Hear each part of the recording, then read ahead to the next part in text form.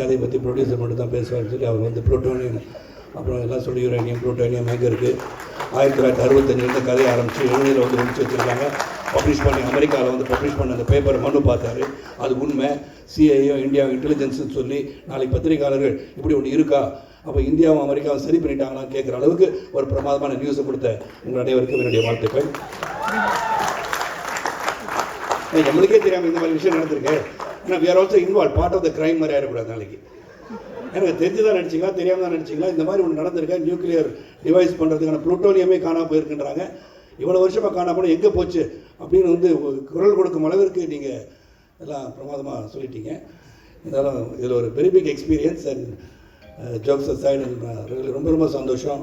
மனு and team, entire team, it's hard work of மனுன்னு சொல்லணும். அதுக்கு வந்து ably supported by prince producer 2 பேரும், வெங்கடேஷ் சாரும் சரி லக்ஷ்மணும் சரி.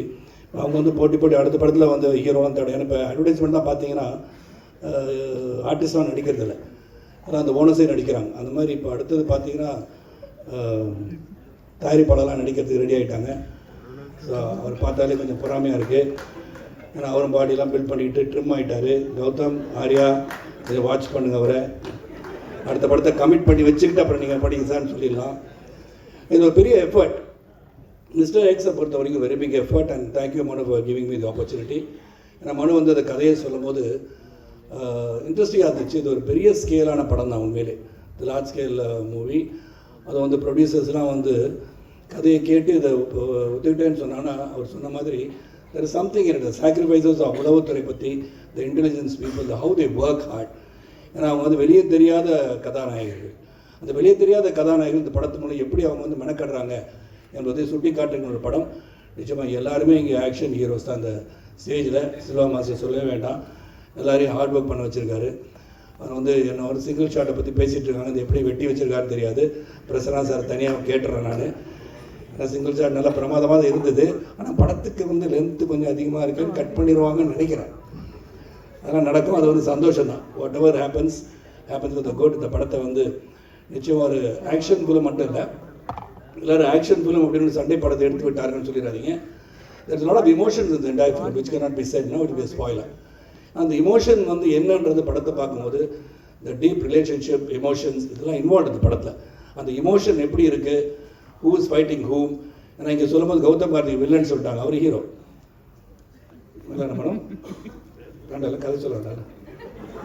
இதை நான் யூஎஸ்பியே வச்சுக்கிட்டேன், எந்த மீட்டிங் போனாலும் அப்படி சொல்லியிருந்தது. ஸோ அந்த very charming person Karthik, Arya, everybody is charming over here. And Arya வந்து எல்லாருக்கும் சாப்பாடெலாம் கொடுத்துருக்காரு, எனக்கு அப்படிலாம் கொடுக்கல.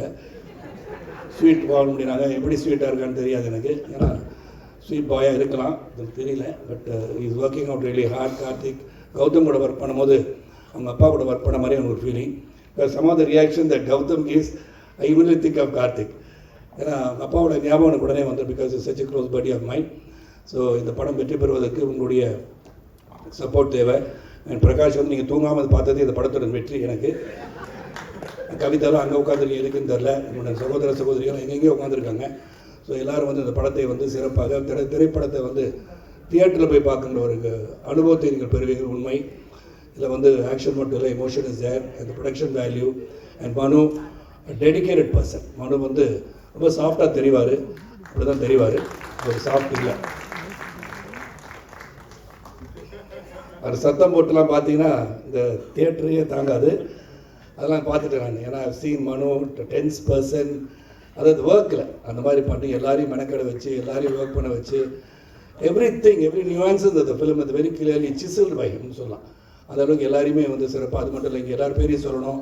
அருள், ராஜீவன், பிரசன்னா எல்லாருமே. அருள் வந்து தலையை பிச்சுக்கிட்டாருனாங்க, தலையில் எது இருந்தால் பிச்சுக்கலாம், ஒன்றும் இல்லாத ஏற்கனவே பிச்சுட்டிங்கன்னு தெரில எனக்கு. என்ன அருள் எல்லாம் தலையை பிச்சுக்கிட்டாருன்னு தலையை பார்த்தேன் நான். அதனால் அருள் இஸ் கிரேட் கேமராமேன். அவர் ராஜீவன் சொல்லவே வேண்டாம், one of the extraordinary art directors our country has got. And கதாநாயகன் தீபு, வெரி லவ்லி சாங். இதை பார்க்கும்போது நான் வந்து ஒரு காதல் காட்சி எனக்கு கொடுக்குறேன்னு வருத்தம் இருக்குது எனக்கு. சரி பாட்டு எடுக்கும்போது பண்ணிடுங்க அதை மனம் ப்ளீஸ், அது கொஞ்சம் பார்த்துங்க, சாட்டிஸ்ஃபை பண்ணுங்கள். எல்லாருக்கும் நன்றி. பத்திரிகை சகோதரர்கள் ஆர்வமாக ஒரு கிட்டத்தட்ட ஒரு 2 மணி நேரம் அமர்ந்திருக்கீங்கன்னு சொன்னாலே யூ ஃபைண்ட் சம்திங் இன்ட்ரெஸ்டிங் இந்த ஃபிலிம். அண்ட் டெஃபினெட்லி இந்த படம் வந்து ஒரு நல்ல படமாக அனைவரும் பாராட்டுகின்ற படமாக அமையும் என்ற நம்பிக்கை இருக்கிறது. நன்றி, வணக்கம்.